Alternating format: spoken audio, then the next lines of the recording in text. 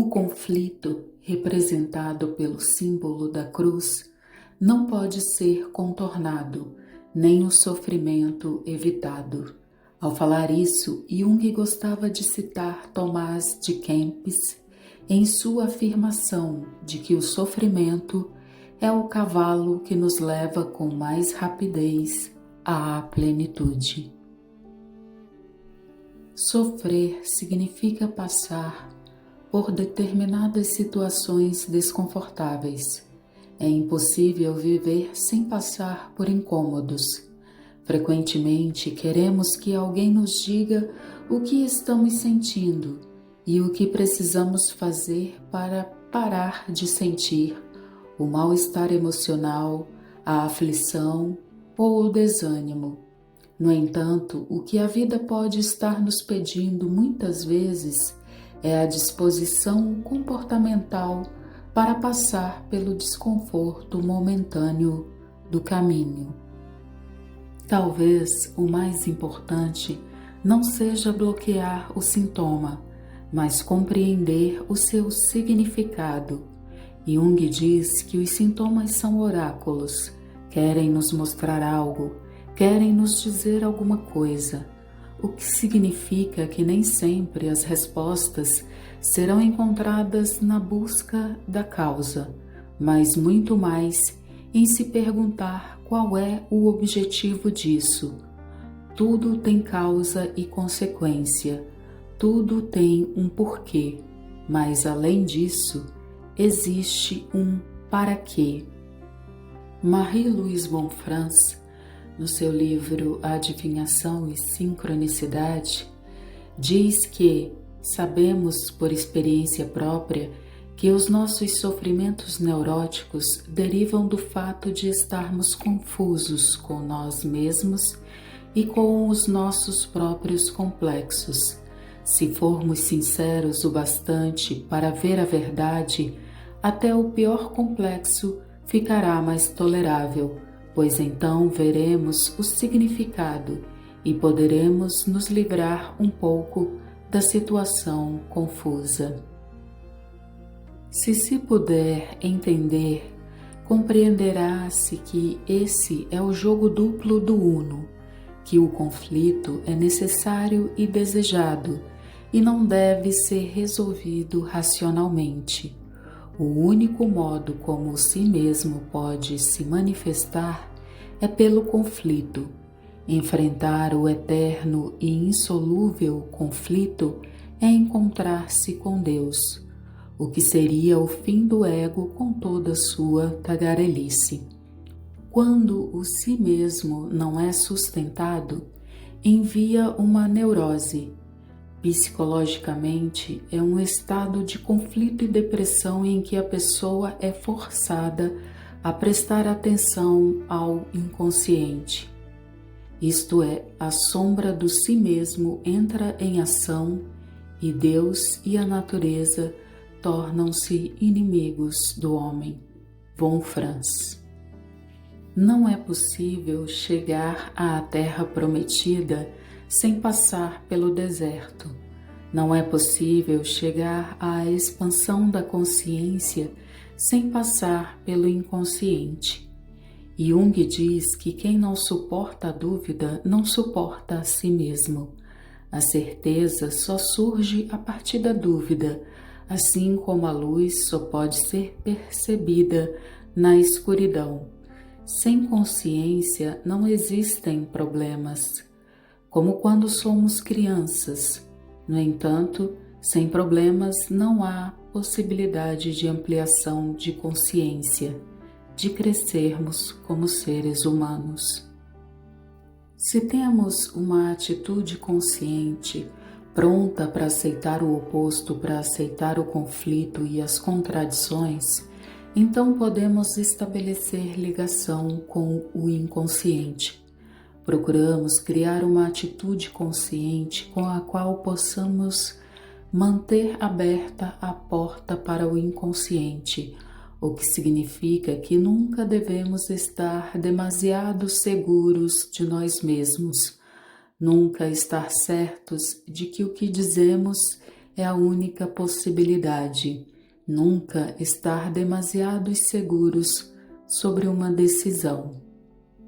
Isso significa agir de acordo com a nossa convicção consciente, mas possuindo já humildade suficiente para manter a porta aberta e admitir a prova de que estamos errados. Essa seria uma atitude de consciência em conexão viva com o outro lado, o lado escuro que é desconhecido, aquilo em que não posso penetrar com o pensamento e declarar que sei o que é. Isso é o inconsciente. É um conceito que se refere simplesmente àquilo que não está claro na consciência. A consciência tende sempre a ser unilateral e segura de si mesma, e isso é pernicioso para o mistério da vida, mas a consciência pode ter a dupla atitude e, nesse caso, elucida o mistério da vida e não lhe causa dano. Tomar sempre em consideração, humilde e cuidadosamente, o fator desconhecido, ou seja, dizer: eu penso que esta é a coisa certa a fazer, e depois esperar um sinal de advertência de que não estamos levando tudo em conta. A consciência é essencial para o inconsciente, pois sem ela o inconsciente não pode viver. Mas a consciência é apenas um bom canal de comunicação, através do qual o inconsciente pode fluir, se tem uma atitude dupla paradoxal.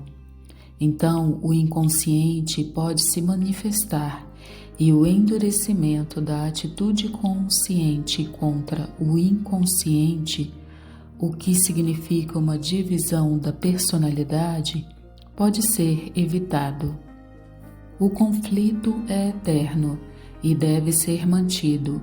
A unilateralidade da consciência deve ser confrontada continuamente com o paradoxo.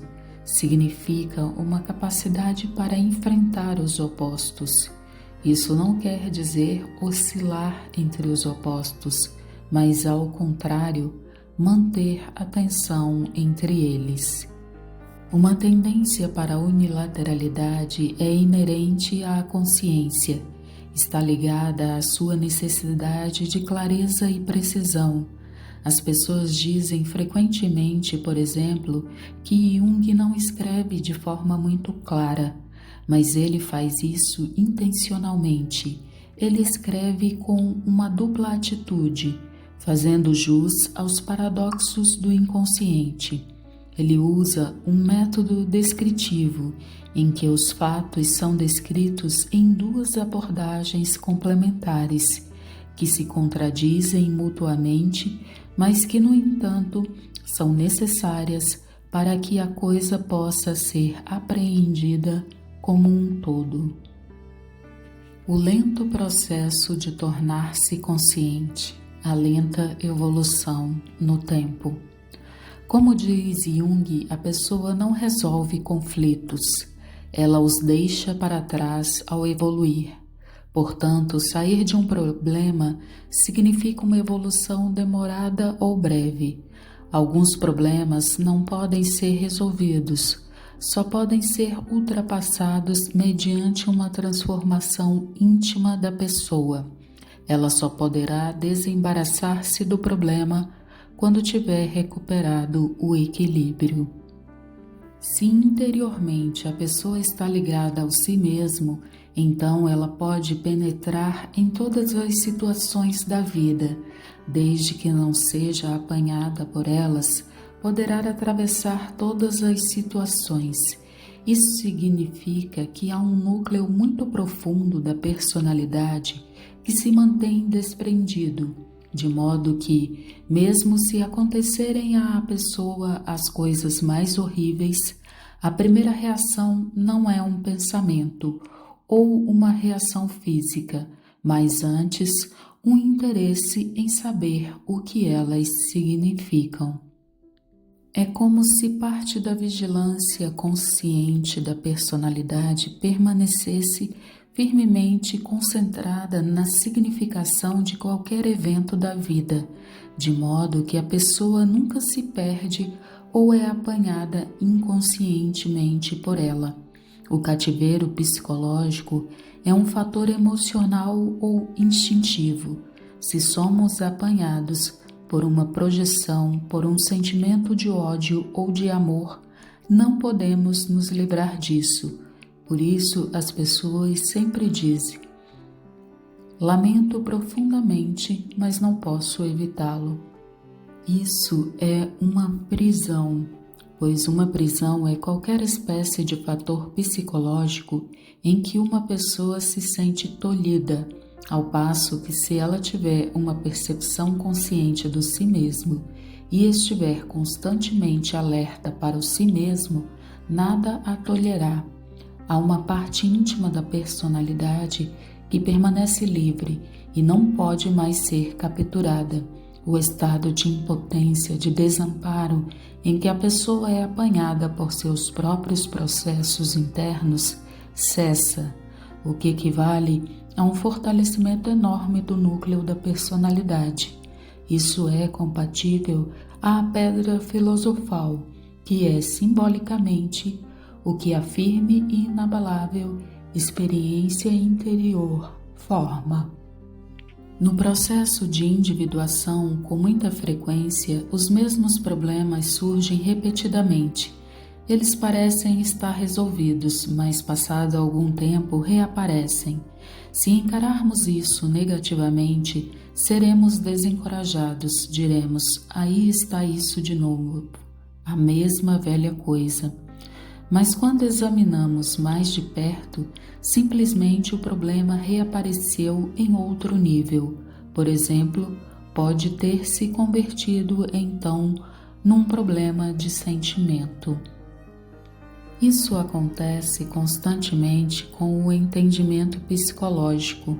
Há numerosas camadas e algo sempre pode ser compreendido num nível novo e mais profundo. A pessoa entende-o como uma parte de si mesma e, depois, a ficha cai mais fundo ainda e a pessoa entende a mesma coisa, mas de um modo muito mais vivo e rico do que antes. E isso pode continuar indefinidamente até que essa coisa se torne completamente real. Isso seria entender simbolicamente uma situação concreta. Se mesmo numa situação completamente material e concreta posso ver o seu aspecto simbólico, colocando-me fora disso, estou espiritualizando essa situação. Todos os eventos exteriores da vida são, de certo modo, apenas símiles. São simples parábolas de um processo interior, simbolizações sincrônicas. Temos de olhá-los por esse ângulo para os entender e integrar, e isso significa espiritualizar o físico. Penso que mesmo uma cura ou um desenvolvimento psicológico, o que é a mesma coisa, não muda o conflito nem sana o problema. O que realmente muda é a capacidade para o enfrentar melhor. E esse é o verdadeiro desenvolvimento. O indivíduo já não é mais facilmente dissociado e arrebatado pela emoção, perdendo seu próprio ponto de vista por meio da pressão coletiva, por exemplo. Mas isso não significa um endurecimento que não possa ser influenciado. Isso significa ser flexível, mas inabalável. O processo de individuação não pode ser forçado, mas depende de tempo, de equilíbrio e de paciência. Ninguém pode forçar um processo de crescimento. Há coisas no processo interior que não podem ser aceleradas e não adianta ficar impaciente. Até a mais elevada e mais importante ocupação ligada ao desenvolvimento interior de uma pessoa tem uma qualidade narcisista, e assim tem de ser. Durante algum tempo, a pessoa tem de estar encerrada em si mesma e cuidar de seus próprios assuntos, e em certa medida não se abrir para a vida durante esse período. Isso é inevitável e necessário. Mas, em um momento posterior do processo, toda a natureza do cosmo volta a ser incluída, e isso é a relação com Deus, aquilo que os alquimistas chamam de união do mundo cósmico, o que significa ir além do microcosmo do ser humano e estar aberto para a própria vida em si mesma. Está relacionado com a vida em seu todo, mediante a observação do processo de sincronicidade. O processo necessita de ambos os movimentos.